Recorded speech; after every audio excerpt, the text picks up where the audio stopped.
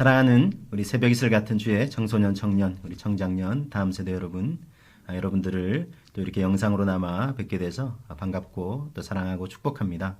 부족하나마 제 소개를 간단히 드리겠습니다. 저는 김세진 목사고요. 우리 새벽 이슬 같은 다음 세대만 보면 이렇게 가슴이 설레는 새벽 이슬 비전 메이커라고 소개를 드릴 수 있겠습니다.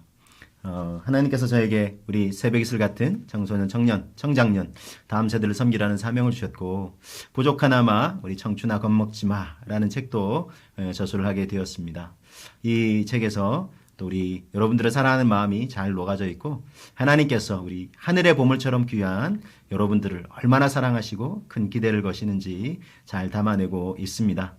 책을 소개하려고 하는 것이 아니라 부족하나마 제가 이 영상을 통해서 여러분을 섬기게 된 것에 감사하면서 하나님이 내려주시는 은혜의 통로로 드려지기를 원합니다. 여러분, 새벽 이슬 같은 주의 청소년, 청년, 성경은 이렇게 말씀하고 있습니다. 주의 권능의 날에 주의 백성이 거룩한 옷을 입고 즐거이 헌신하니 새벽 이슬 같은 주의 청년들이 즐거이 헌신하며 주께 나오는도다. 주의 청년들, 청소년, 우리 청장년, 다음 세대를 향해서 새벽 이슬과 같다라고 말씀을 하고 있습니다. 또한 이 이슬 같다라고 말씀하셨는데 성경에서는 이슬이 하늘의 보물과 같다 이렇게 말씀하고 있습니다. 두 말씀을 함께 이어서 소개해드리면 이 새벽 이슬 같은 여러분들은 하늘의 보물처럼 귀한 존재라는 것입니다. 왜 그럴까요? 왜 여러분들이 하늘의 보물처럼 귀한 존재일까요? 오늘 여러분들과 몇 가지를 좀 함께 나누기를 원합니다. 여러분, 먼저 이 이슬의 특징을 알면 왜 이슬이 참 하늘의 보물처럼 귀한지, 바로 여러분들이 왜 하늘의 보물처럼 귀한지를 알 수 있습니다. 먼저 소개해드릴 것은 이슬은 첫 번째로요, 하늘 위에서부터 내려옵니다. 자, 낮에 이 뜨거운 햇살이 내리쬐면 이 대기 중의 공기가 위로 상승을 합니다. 그리고는 이제 밤이 되면 다시 이제 기온이 내려가겠죠. 그러면 차가워진 공기 때문에 응결이 돼서 다시 하강을 하게 됩니다. 그래서 한밤중에, 깊은 밤중에 새벽녘에 풀잎 위에 작은 이슬 방울들이 맺혀지게 되는 것입니다. 이슬은 제가 맨 처음 소개해드렸죠. 하늘 위에서부터 내려온다는 것입니다. 신명기 33장 18절 말씀에도 이렇게 말씀하고 있습니다. 이스라엘 백성이 거하는 곳이 하늘이 이슬을 내리는 곳에 거한다. 이렇게 말씀하고 있습니다. 메시지 성경에서는 하늘이 이슬을 흠뻑 내린다. 이렇게 말씀하고 있습니다. 자, 이슬이 하늘 위에서부터 내린다라고 말씀을 드렸는데 이 의미를 좀 소개해 드리겠습니다. 먼저는요, 여러분, 우리의 생명, 심장박동을 예를 들어볼까요? 이 심장박동도 우리의 이 생명도 내가 뛰게 할 수 있는 것이 아닙니다. 여러분, 사람은 자기 심장박동을 뛰게 할 수 있는 능력이 없습니다. 이 심장박동이 뛰게 해주시는 것도 하나님께서 내려주시는 은혜라는 것입니다. 여러분, 심장이 하루에 몇 번 정도 뛸까요? 우리 심장에 이 뛰는 걸 박동이라고 하는데, 우리 이렇게 맥을 짚어보면 몇 번 뛰는지 알 수 있죠? 평균적으로 하루에 몇 번 정도 뛸까요?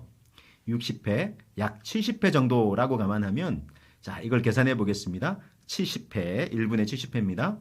자, 1시간이 60분이니까 70 곱하기 60. 그리고 하루가 24시간이죠? 곱하기 24 하면 몇 번일까요? 네, 총 10만 800회 이렇게 뜁니다. 10만 번가량 이 심장이 뛰는 것입니다. 자, 이 심장이 뛰면서 온 몸에 성인의 몸에 약 5리터 정도 되는 이 혈액을 온 몸으로 이제 순환을 하게 만듭니다. 심장이 뛰면서. 그래서 이 하루 종일 이렇게 순환할 때 한 1000번 정도 순환을 한다고 합니다. 자, 1000번 정도 이 심장이 뛰면서 피를 온 몸으로 이제 온 몸에 있는 내부 기관들을 통해서 이 공급을 하는 거죠. 총 내부 기관이 어느 정도 길이가 되는 줄 아십니까? 사람 성인 한 명의 몸속에 있는 이 신체 내부 기관은 무려 16만 킬로미터의 거리가 된다고 합니다. 어마어마하지 않습니까? 여러 사람을 합친 게 아니에요. 한 사람의 몸에 있는 내부 기관만 합쳐도 그만한 길이가 된다는 것입니다.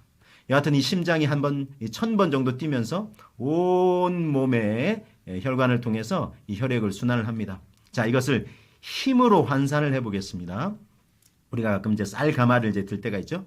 20kg 정도 되는 쌀가마를 들기가 참 무겁습니다. 이 어깨 위에 들어 매기도 참 이렇게 무겁고 몇 걸음 걸어가면 참 무겁다 이렇게 느낍니다. 그런데 그보다 한 3배 정도 되는 한 60kg 정도를 들어 올린다고 한번 가정해 봅시다. 어느 정도 들어 올릴 수 있을까요? 이 어깨 너머로 들어 올리기도 무척 힘들 것입니다. 자, 그런데 우리 몸에서 뛰는 이 심장박동을 하루 동안 이 뛰는 이것을 힘으로 환산을 하면 60kg 정도 되는 사람 성인이라고 하면 이것을 어느 정도 들어 올리는 힘일까요? 무려 1.6km. 이렇게 표현하니까 좀 작은 것 같죠.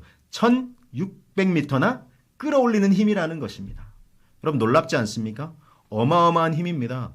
내 심장이 지금도 이제 박동하면서 뛰고 있다는 것은 내가 하는 게 아닙니다. 내가 하는 거면 어제 이 심장 박동이 멈춘 사람이 나 내일도 내 심장이 뛰면서 나 살고 싶어 했지만 안타깝게도 어제 심장 박동이 멈춘 사람들이 적지 않습니다. 이 심장은 내가 뛰게 할 수 있는 것이 아닙니다. 여러분 지금 유로 2020 이 코로나 때문에 조금 이제 1년 늦게 이제 진행이 됐는데 최근에 안타까운 일이 있었어요. 우리도 잘하는 선수일 수도 있는데 손흥민 선수의 한때 이제 동료였던 에릭센 선수, 덴마크 선수로 출전을 했는데 전반 한 42분경에 갑자기 쓰러졌다는 것입니다. 사람들이 깜짝 놀라서 선수들도 주심도 깜짝 놀라서 의료진들이 들어와서 보니까 심정지 상태가 약 5분 정도 진행이 됐다고 합니다. 그래서 응급 이렇게 처치를 하고 다행히 참 감사하게도 다시 심장이 뛰게 되었습니다. 지금은 이제 의식도 되찾고 다시금 조금씩 연습도 하고 있다고 합니다. 여러분 평생을 어떻게 보면 그렇게 건강을 위해서 달려왔던 선수도 이 심장 박동을 자기가 어떻게 할 수 있는 것이 아니라는 것입니다.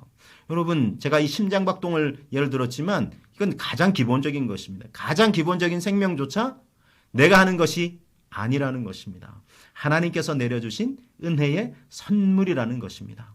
여러분 내 심장 박동이 뛰고 있는 것에 하나님이 내려주신 이 생명의 선물에 감사하시는 우리 모두가 되시면 어떠실까요? 자, 여러분 하늘 위에서부터 이슬이 내려온다 그랬는데 제가 이 생명만 벌써 예를 들어 드렸어요. 그런데 이뿐만이 아닙니다. 삶을 살아가는 데 필요한 지혜나 능력도 하나님께서 내려 주시는 것입니다.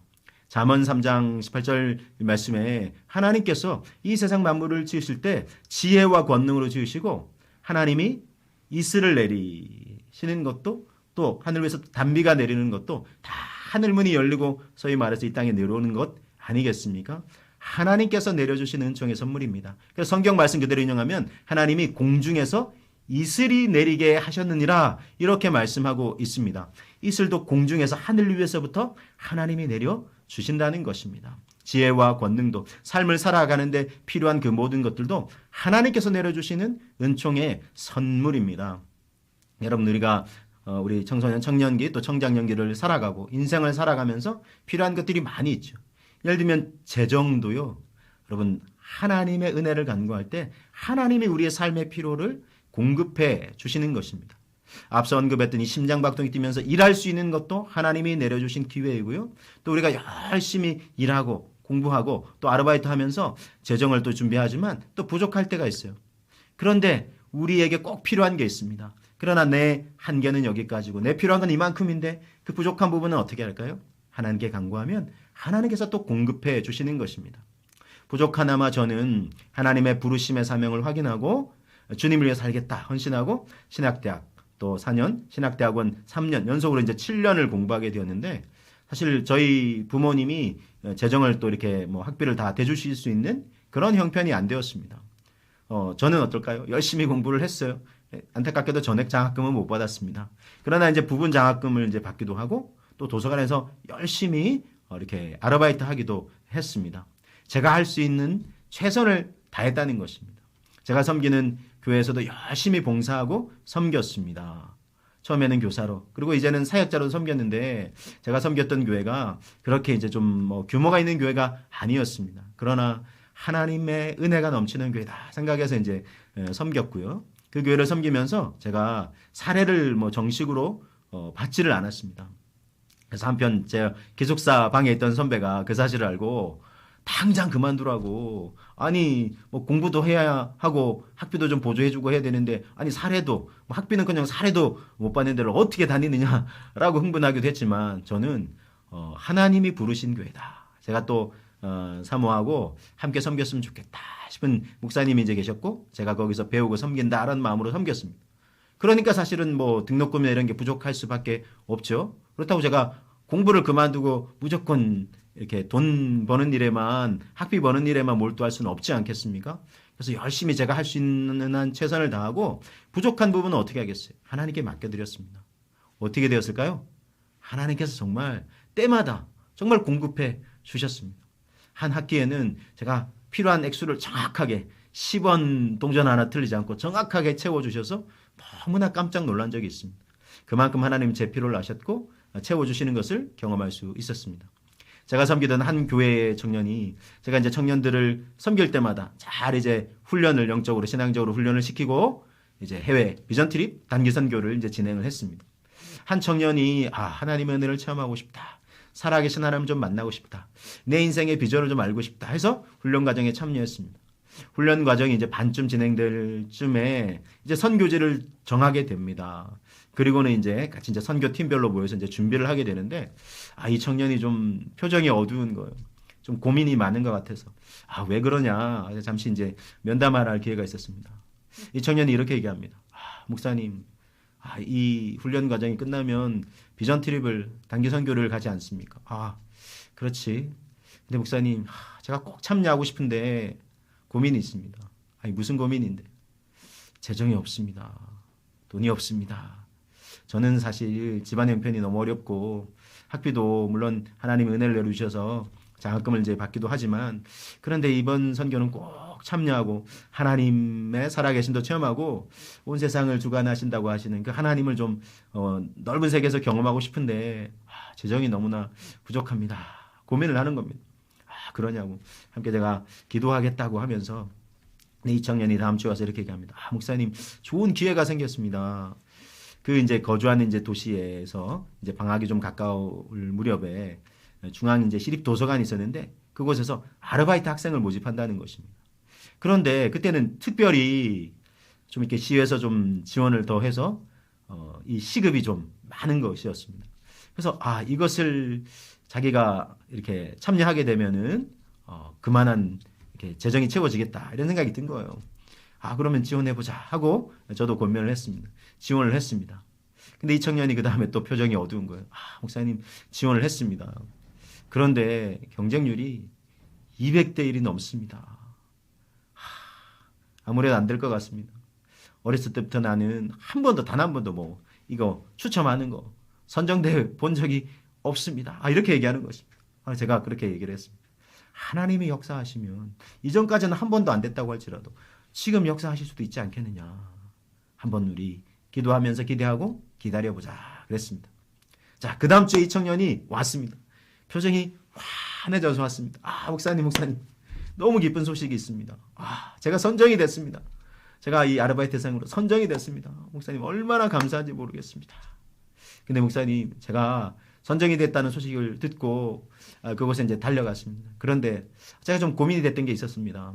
아무래도 이 단기 선교를 진행한다고 준비하는 과정, 또 진행한다고 또 한두 주 빠져야 되고, 또 제가 속해 있는 선교단체에서 또 여름 수련을 진행해서 거기도 좀 참여해야 되고, 또 집도 좀 잠깐 다녀와야 되고, 한 4주 정도, 한 달 정도를 빠져야 될 것 같은데, 한 2달여 기간인데 반이나 되는 기간을 빠져야 되니까 고민이 돼서, 그래서 제가 고민하다가 그 담당하시는 분에게 얘기를 했습니다. 제가 한 반 정도는 빠져야 될 것 같은데 어떻게 하죠? 그랬더니 이분들이 난감해 하시더라는 것입니다. 그러더니 그 담당자분이 막 머리를 극적이면서 안 되겠다고 다른 분들하고 다 이렇게 소집해서 이야기를 한참 나누시더니, 그래서 돌아와서 이렇게 얘기를 하시더랍니다. 이렇게 뭐 반 정도 빠지면 사실은 우리가 이게 선정을 할 수가 없습니다. 탈락을 시키고 다른 사람도 이렇게 대기자가 많기 때문에 다른 사람을 선정하는 것이 맞지만, 우리가 참 고심하고 고민한 끝에 우리 청년분의 특별한 사정을 또 감안하고 그래서 이번에 아르바이트생으로 선정하기로 했습니다. 그 소식을 듣고 제 마음속에서 할렐루야 하나님이 하셨구나 이런 고백을 드리게 되었습니다. 여러분 이거는 실제 있었던 이야기입니다. 이렇게 우리의 삶의 필요를 공급해 주시고 채워주시는 하나님, 이슬이 정말 하늘 위에서부터 내려오듯이 우리의 삶에 이 심장박동을 비롯한 생명과 건강도 호흡도 우리의 삶에 필요한 또 지혜도 능력도 성령의 능력도 또 꿈과 비전도 여러분 어디서부터 오는 것일까요? 우리 젊은 시기에 내가 어떤 인생을 살아야 될까 할 때 그 꿈과 비전도 내게서부터 비롯되는 것이 아닙니다. 우리 사도행전 2장 28절의 말씀처럼 마지막 날에 주의 성령을 하나님께서 부어주신다고 했습니다. 그럴 때 우리 자라나는 세대들은 우리 장래일을 말하게 될 것이며 젊은이들은 환상과 비전을 보게 되며 그리고 우리 장년 노년 세대들은 꿈을 꾸게 된다 말씀하고 있습니다. 성령의 권능이 위에서부터 임할 때에 하나님의 꿈이 우리 안에 자리 잡기 시작하는 것입니다. 그리고 그것을 이룰 수 있는 능력도 성령의 능력도 하나님께서 내려주시는 것입니다. 여러분 이처럼 이슬이 하늘 위에서부터 내려온다. 이 한 가지 의미만 해도 아주 풍성한 의미가 있습니다. 여러분 이것만이 아닙니다. 새벽 이슬과 같은 주에 우리 청소년, 청년, 청장년 다음 세대 하늘 위에서부터 이슬이 내려오듯 하나님이 내려주시는 생명, 건강, 지혜와 능력, 하나님 꿈과 비전, 또 필요한 지혜와 또 재정과 또 좋은 만남의 축복까지 하나님이 다 은혜를 내려주시는 것입니다. 저와 여러분들이 다시 한번 내 능력으로 우리가 생명을 유지하면서 꿈을 꾸면서 살아가는 것이 아니구나 라고 고백하시면서 하나님이 내려주시는 이 은총의 선물을 날마다 간구하시면서 나아가시는 우리 저와 여러분들 되시기를 주님의 이름으로 축복합니다. 그리고 여러분 한두 가지 좀 더 소개해드리면 이슬이 하늘 위에서부터 내려온다 그랬죠. 그래서 어떤 일을 하느냐면 만물에게 생명력을 공급합니다. 특별히 이 이스라엘 백성들이 거하는 광야 사막지대인데요. 이곳에 하나님이 이슬을 내려주셔서 만물을 이 메마른 대지를 촉촉히 적셔 주시는 것입니다. 우리가 생각하기에는 그 이슬 좀 내려서 어떻게 그 메마른 대지를 다 적시나 생각할 수 있을지 모르겠지만 여러분 광야지대는 우리나라하고 좀 상황이 다릅니다. 우리나라보다 훨씬 뜨겁죠. 낮에는. 그래서 대기 중의 공기가 많이 위로 상승할 수밖에 없습니다.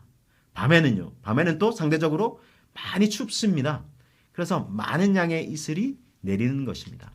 그래서 제가 아까 신명기 33장 18절 말씀을 인용하면서 메시지 성경에서는 하나님이 하늘 위에서부터 이슬을 흠뻑 내리신다 이렇게 말씀하고 있습니다. 만물을 다 적실 정도로 흠뻑 내리는 것입니다. 그래서 만물에게 생명력을 공급합니다. 이것은 무엇을 의미하겠습니까? 우리가 어떠한 삶을 살아가야 되는지를 말씀하고 있는 것입니다.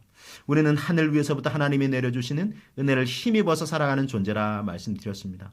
그러면 어떻게 살아야 될까요? 나만을 위해서, 나만 잘 먹고 잘 살기 위해서?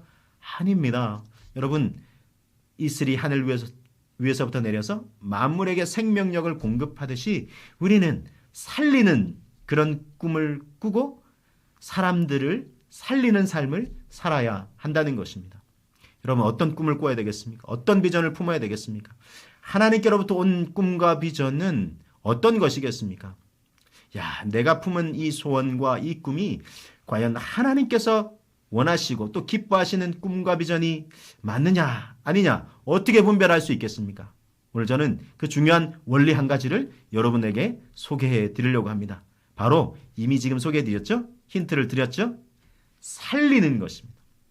지친 영혼을 살리느냐, 죽어가는 생명을 살릴 수 있느냐. 이건 꼭 사람만이 아니라 이 회생이 필요한 이 경제나 사회나 문화나 이 세상을 다시 회복하고 재건하고 살릴 수 있느냐 하는 것입니다. 하나님은 살리는 꿈을 우리에게 주십니다. 이 세상을 창조하실 때 하나님이 보시기에 좋았더라. 사람을 하나님의 형상대로 지으시고는 보시기에 심히 좋았더라 말씀하셨습니다. 그런데 지금은 어떻습니까? 참 안타깝게도 아담과 하와가 사단의 달콤한 유혹에 넘어가서 범죄하고 난 이후에 우리는 모든 인생이 죄의 본성을 지니고 태어납니다. 그래서 사람들은 참 자기 욕심에 이끌려서 살아갑니다. 창세기 6장에 보니까 하나님이 사람 지으셨음을 한탄하시기까지 하셨다. 그렇게 기록하고 있습니다. 이 세상을 다시금 시작하시고 싶으셨습니다. 하나님이 꿈꾸셨던 세상, 하나님의 은혜와 하나님의 그런 본성과 영광으로 충만한 세상으로 다시 회복하기를 원하십니다. 하나님은 그런 꿈을 꾸시고 계시고 우리에게도 그런 꿈을 품기를 원하십니다. 그래서 하나님은 요셉에게도 꿈을 품게 하셨듯이, 그래서 장차 있을 그 대기근의 때에 수많은 생명을 살리는 꿈을 미리 그에게 품게 하셨듯이, 여러분, 우리를 통해서 하나님은 생명을 살리는 꿈과 비전을 우리에게 품게 하시고 그런 일들을 이루어가기를 원하신다는 것입니다. 여러분, 내가 지금 하는 일, 그리고 앞으로 하고 싶은 일들을 우리 점검해 보면서 무슨 일을 해야 하나님을 기쁘시게 해드릴 수 있을까? 어떤 삶을 살아야 이 세상을 좀 더 윤택하게 하는 그런 보람 있는 삶을 살 수 있을까? 이 질문을 던지실 때에 과연 이 일이, 앞으로 또 하고 싶어하는 이 일이, 내가 공부하고 싶어 하는 분야, 내가 전공하는 이 분야, 내가 정말 마음에 소원을 다 품고 정말 몇 날 며칠을 이렇게 고민하고 씨름하고 수고하고 애를 써도 그냥 단지 피곤하고 지치는 것이 아니라 너무 기쁘다, 행복하다 하는 삶을 살아갈 수 있는 중요한 원리는 바로 살리는 것이냐 하는 것입니다. 여러분, 이런 소원과 비전을 다시 한번 우리 품으시면서 하나님이 나를 통해서 지쳐가고 또 죽어가는 생명과 영혼과 이 사회와 세상을 살리시기를 원하신다. 이 소망을, 이 비전을 품으시고, 그런데 여러분, 이 비전을 품게 하시는 분도, 그런데 내가 부족한데 내가 정말 이 일을 할 수 있을까? 여러분, 능력은 하나님께 속한 것입니다. 역대하 16장 9절에 이렇게 말씀합니다. 여호와의 눈은 온 땅을 두루 감찰하사 전심으로 자기에게 향하는 자에게 능력을 베푸신다. 이렇게 말씀하고 있습니다. 여러분, 어부 출신이 대부분이었던 제자들도 한번 보시기 바랍니다. 그들을 통해서 어떤 일을 하기를 주님은 원하셨고 꿈을 품으셨습니까? 오직 성령이 너에게 임하시면 너희가 권능을 받고 예루살렘과 온 유대와 사마리아와 땅끝까지 이르러 내 증인이 되리라. 이렇게 말씀하셨어요. 중요한 것은요, 되리라 이렇게 말씀하신 거예요. 되어 다오가 아닙니다. 되리라. 확증적으로 말씀하셨어요. 성령의 권능을 부어주셔서 땅끝까지 복음의 증인되게 하시는 일을 이루시겠다는 것입니다. 능력은 하나님께 속했습니다. 내게 속한 것이 아닙니다. 구두 입는 일을 했던 윌리엄 캐리라는 사람을 통해서 하나님은 위대한 일을 이루셨습니다. 이 아시아 전역의 버마 땅을 통해서 아시아 전역에 이제 복음의 통로가 되게 하셨고요. 위대한 복음의 일꾼이 되게 하셨습니다. 그래서 현대 선교의 아버지라고 불리울 정도로 하나님께 귀하게 쓰임 받는 그런 영광스러운 삶을 살게 되었습니다. 참 연약하고 부족한 인생이지만 하나님께 붙들림 받으면 그렇게 귀하게 쓰임 받을 수 있는 것입니다. 이 윌리엄 캐리가 이렇게 도전했습니다. 위대하신 하나님을 믿어라. 위대하신 하나님으로부터 위대한 일들을 기대하라. 그리고 위대하신 하나님을 위하여 위대한 일들을 시도하라. 여러분, 사랑하는 여러분들에게도 이렇게 권면을 드리고 싶습니다. 저 또한 이런 다짐을 다시 한번 다짐해 보게 됩니다. 하나님은 크고 위대하신 분이십니다. 말씀으로 온 세상을 창조하시고 지금도 다스리시고 지금도 구원의 역사를 인류 역사 가운데 펼쳐가시고 계시는 분이십니다. 우리를 부르시고 계십니다. 새벽 이슬 같은 주의 청소년, 청년, 청장년, 다음 세대를 또 그들을 사랑하는 분들을 부르시고 계십니다. 시편 110편 3절을 끝으로 다시 한번 되새겨 보실까요? 주의 권능의 날에 주의 백성이 거룩한 옷을 입고 즐거이 헌신하니 새벽 이슬 같은 주의 청소년, 청년, 청장년, 다음 세대가 또 그들을 아끼고 사랑하는 분들이 주께 나오는 도다. 그랬습니다. 주님이 찾으시는 한 사람 한 사람 즐거이 헌신하면서 주님 부족하지만 저를 써주세요.